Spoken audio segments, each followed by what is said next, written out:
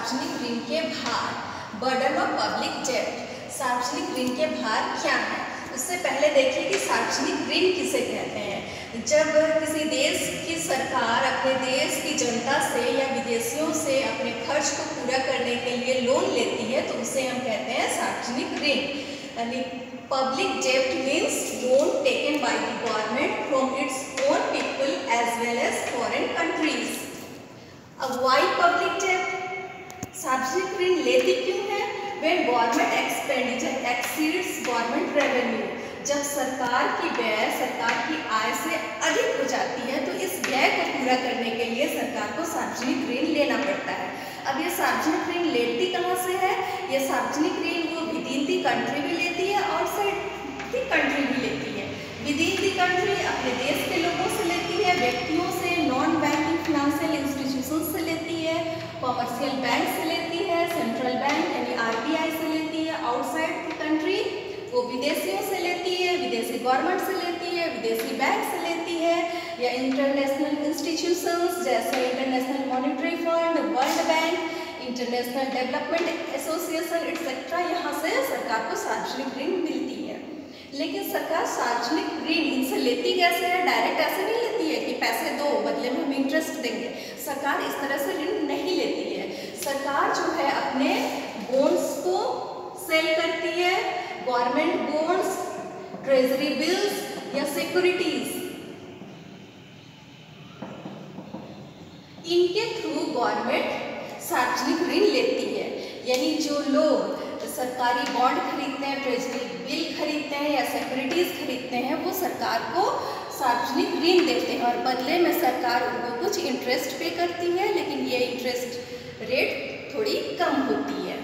तो अब पता चल गया सरकार ऋण कहाँ से लेती है। तो अब ऋण तो सरकार ने ले लिया, अब इस ऋण का उसका भुगतान भी करना पड़ेगा। भुगतान करने के लिए सरकार के पास अपने तो कुछ पैसे होते नहीं है, वो जनता से ही लेती है। तो जनता से ही पैसे लेके वो सार्वजनिक ऋण का भुगतान करती है, तो इससे जनता को कुछ कष्ट होता है, देश की पब्लिक को थोड़ा सा बर्डन हो जाता है। इसी बर्डन को कहते हैं सार्वजनिक ऋण के भार। अब सार्वजनिक ऋण के भार दो प्रकार के होते हैं। आंतरिक सार्वजनिक ऋण के भार यानी देश के भीतर जो ऋण लिए गए हैं उनका देश की जनता पर क्या प्रभाव पड़ रहा है। ये प्रभाव दो तरीके से पड़ते हैं, मनी बर्डन और रियल बर्डन। मनी बर्डन मौद्रिक भार यानी पैसे के रूप में उनको जो भार हुआ। वास्तविक भार होता है जो पैसे चुकाने के बाद उनकी कार्य क्षमता में, बचत करने की क्षमता में, विनियोग करने की क्षमता में जो कमी आती है उसे हम वास्तविक भार कहेंगे। अब देखिए मौद्रिक भार भी दो प्रकार की होती है, डायरेक्ट मनी बर्डन और इनडायरेक्ट मनी बर्डन। यानी इंटरनल पब्लिक डेब्ट के आंतरिक सार्वजनिक ऋण के प्रत्यक्ष मौद्रिक भार और अप्रत्यक्ष मौद्रिक भार होते हैं। प्रत्यक्ष मौद्रिक भार कैसे होते हैं? देखिए प्रत्यक्ष मौद्रिक भार बहुत कम होता है या नहीं होता है। इंटरनल डेब्ट has no direct money burden.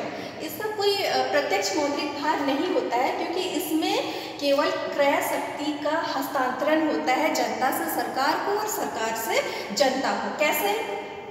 देखिए सरकार पब्लिक से लोन लेती है, पब्लिक ने गवर्नमेंट को लोन दिया और इस लोन को सरकार जो है पब्लिक पे ही खर्च कर देती है। सरकार कुछ प्रोडक्टिव वर्क्स होते हैं उस पर मनी स्पेंड करती है, जैसे railways, road construction of schools, hospitals etcetera, इन पे सरकार खर्च करती है। तो ये पैसे वापस पब्लिक के पास ही आ जाते हैं।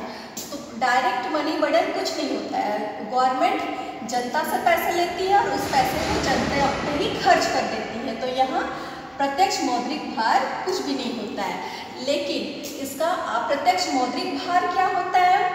जब सरकार के पास लोन आ जाता है यानी गवर्नमेंट के पास पैसे आ जाते हैं और वो इस पैसे को पब्लिक वर्क्स पे खर्च करती है, तो पब्लिक वर्क्स पे खर्च करने से लोगों की आय बढ़ती है क्योंकि ये पब्लिक वर्क्स में कौन शामिल होते हैं? जनता ही शामिल होती है, लोग ही इसमें काम करते हैं। तो यहाँ काम करने वाले लोगों की आय बढ़ जाती है, आय के बढ़ने से डिमांड भी बढ़ती है, डिमांड के बढ़ने से प्राइस बढ़ती है, यानी सार्वजनिक ऋण से इनडायरेक्टली कीमतें बढ़ जाती है। और ये जो कीमत का बढ़ना यानी लोगों को वस्तुओं और सेवाओं के लिए अधिक कीमत चुकाना पड़ेगा, यही कीमत का बढ़ना represents indirect money burden of internal public debt. अब दूसरी तरफ आइए रियल बर्डन। अब आंतरिक सार्वजनिक ऋण के वास्तविक भार, ये भी दो प्रकार के होते हैं, डायरेक्ट रियल बर्डन और indirect real burden. Direct real burden में देखिए सरकार ने ऋण तो ले लिया है, अब उस ऋण का भुगतान भी करना है। ऋण का भुगतान वो कैसे करेगी? जनता पर टैक्स लगाती है। गवर्नमेंट लेवीज टैक्स टू पे ऑफ द पब्लिक डेट। अब टैक्स के लगाने से, टैक्स तो दोनों पे लगाएगी, वो गरीब पे भी लगाएगी, धनी पे भी लगाएगी, सभी पे टैक्स लगाती है।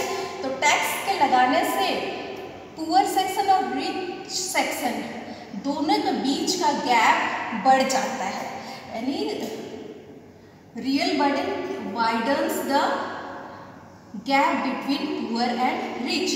अब इनके बीच का गैप बढ़ता कैसे है? देखिए क्रेडिटर, सरकार को ऋण देने वाला, सरकार से बॉन्ड्स, ट्रेजरी बिल्स एक्सेट्रा खरीदने वाला सेक्शन कौन है? रिच। ऋणदाता कौन है? रिच। जबकि गरीब के पास इतने पैसे नहीं होते हैं, वो ट्रेजरी बिल्स खरीदती नहीं है, तो पुअर तो ऋण देते नहीं है। रिच ने गवर्नमेंट को ऋण दी है, बदले में रिच को मिल भी जाता है, लेकिन गवर्नमेंट क्या करती है? उस ऋण का भुगतान करने के लिए दोनों पर टैक्स लगाती है। तो दोनों पर टैक्स लगाती है तो इसको तो डबल फायदा हो गया रिच को, पुअर को कुछ भी नहीं हुआ। इसलिए गरीब और धनी के मध्य गैप जो है वो बढ़ जाता है। इनडायरेक्ट रियल बर्डन, जब सार्वजनिक ऋण का भुगतान करने के लिए सरकार टैक्स लगाती है तो टैक्स के लगाने से लोगों की कार्य क्षमता, बचत या विनियोग करने की क्षमता, ये सब कम हो जाती है। तो इनके कम होने से उत्पादन क्षमता भी कम हो जाएगी। उत्पादन क्षमता के कम होने से लोगों का आर्थिक कल्याण कम हो जाता है। लोगों का आर्थिक कल्याण का कम होना ही इनडायरेक्ट रियल बर्डन है। ठीक ऐसे ही अब बाह्य सार्वजनिक ऋण के भार, अब सरकार ने केवल देश के भीतर ही नहीं, देश के बाहर से भी ऋण लिया है, अब उनको भी ऋण का भुगतान करना पड़ता है। तो बाह्य सार्वजनिक ऋण के भुगतान करने के क्या क्या भार हैं? इसके भार भी दो प्रकार के हैं, मौद्रिक भार और वास्तविक भार। अब मौद्रिक भार क्या है? विदेशियों से जब हम ऋण लेते हैं तो उस ऋण के बदले में हमको इंटरेस्ट भी देना है, उनका प्रिंसिपल अमाउंट भी देना है। तो प्रिंसिपल अमाउंट और इंटरेस्ट को चुकाने में देश का बहुत सारा पैसा देश के बाहर चला जाता है, huge sum of money outflows बाहर चला जाता है। तो इससे हमारे देश का फॉरेन एक्सचेंज कम हो जाता है, विदेशी विनिमय कम हो जाता है, यानी अपने देश में जो विदेशी विनिमय का भंडार होता है वो कम हो जाते हैं, यानी पैसे हमारे पास कम हो गए। कम क्यों हो गए? क्योंकि जब हम लोन लेते हैं तो विदेशी हमको कैसे लोन देंगे? या तो डॉलर में देंगे, या ब्रिटिश पाउंड स्टर्लिंग में देंगे, या जापानी येन में देंगे। तो बदले में हमको उनको भी यही इसी रूप में देना पड़ेगा, डॉलर में, पाउंड में, येन में चुकाना पड़ेगा। तो उनको चुकाने के संदर्भ में हमारा बहुत सारा पैसा देश के बाहर चला जाता है। तो ये हमारा डायरेक्ट मनी बर्डन हो गया। इनडायरेक्ट मनी बर्डन, अब बाह्य ऋण का अप्रत्यक्ष मौद्रिक भार क्या है? कभी कभी सरकार क्या करती है कि उसका विदेशियों से जो ऋण लिए रहती है उसको वो वस्तुओं या सेवाओं के रूप में चुकाती है। ऋण का भुगतान वस्तुओं और सेवाओं के रूप में करती है। तो जब वस्तुओं और सेवाओं के रूप में ऋण का भुगतान करती है, यानी कि गुड्स और सर्विसेज का एक्सपोर्ट करती है, तो इससे अपने देश के भीतर वस्तुओं और सेवाओं की कमी हो जाती है। और अपने देश के भीतर जब वस्तुओं और सेवाओं की कमी होती है तो इससे वस्तुओं और सेवाओं की कीमत बढ़ जाती है, यानी अब देश के लोगों को वस्तुओं और सेवाओं के लिए अधिक कीमत चुकाना पड़ रहा है।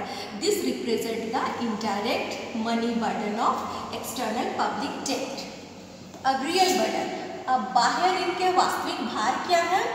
डायरेक्ट रियल बर्डन, अब विदेशी ऋणों का भुगतान करने के लिए गवर्नमेंट जनता पे टैक्स लगाती है, और जब जनता पे टैक्स लगाती है तो इसका ज़्यादा भार पुअर सेक्शन पर पड़ता है rather than richer section. Poor section पे ज़्यादा उसका भार पड़ता है, तो इससे देश की जनता का आर्थिक कल्याण घट जाता है, यानी आर्थिक कल्याण में जो कमी होती है। This represent the direct real burden of external debt. वैसे इनडायरेक्ट रियल अप्रत्यक्ष वास्तविक भार। जब विदेशी ऋणों का भुगतान करने के लिए गवर्नमेंट टैक्स लगाती है देश की जनता पर, तो टैक्स के लगने से कुछ कष्ट होता है, कुछ सैक्रिफाइस करना पड़ता है देश के लोगों को। तो इससे लोगों की कार्य क्षमता कम हो जाती है, उनकी सेविंग और इन्वेस्टमेंट कम हो जाती है, और इन्वेस्टमेंट के कम होने से लोगों की प्रोडक्टिव कैपेसिटी कम हो जाती है, उत्पादकता कम हो जाती है। उत्पादकता के कम होने से उत्पादन में भी कमी आ जाती है, उत्पादन में कमी होगी तो इससे जीएनपी में भी कमी होगी। This represents the indirect real burden of external debt. एक चीज और इम्पॉर्टेंट है यहाँ, अगर गवर्नमेंट इस एक्सटर्नल डेट का प्रयोग अनप्रोडक्टिव वर्क में करती है, यानी अनुत्पादक कार्यों में लगाती है, जैसे युद्ध में इस सार्वजनिक ऋण के पैसे को लगा देगी, तो इससे देश की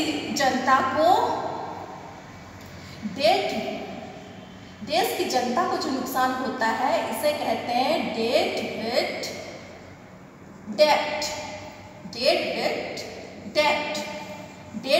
डेट का मतलब है कि इस ऋण को लेने से कुछ ही मीनिंगफुल एसेट की उत्पत्ति नहीं होती है। जैसे इसका एग्जाम्पल है सेकेंड वर्ल्ड वॉर में, जब यूनाइटेड किंगडम ने विदेशियों से ऋण लिया था तो उससे उसका कुछ भी एसेट क्रिएशन नहीं हुआ था, तो वो उनका था डेड वेट डेट। और एक इंटरेस्टिंग बात यह है कि सार्वजनिक ऋण के संदर्भ में गवर्नमेंट इंटरनल पब्लिक डेट किसी विशेष परिस्थितियों में इंटरेस्ट को चुकाने से वो मना कर सकती है। जनरली ऐसा करती नहीं है, लेकिन कर सकती है, गवर्नमेंट के पास इतना पावर है। लेकिन बाह्य ऋण को चुकाने से वो मना नहीं कर सकती है, तो वो उसको तो बाह्य ऋण चुकाना ही पड़ेगा, और बाह्य ऋण जब चुकाना ही पड़ेगा, अनप्रोडक्टिव वर्क्स में लगा है, तो वो देश की जनता पर डेट वेट डेट होता है। Thank you.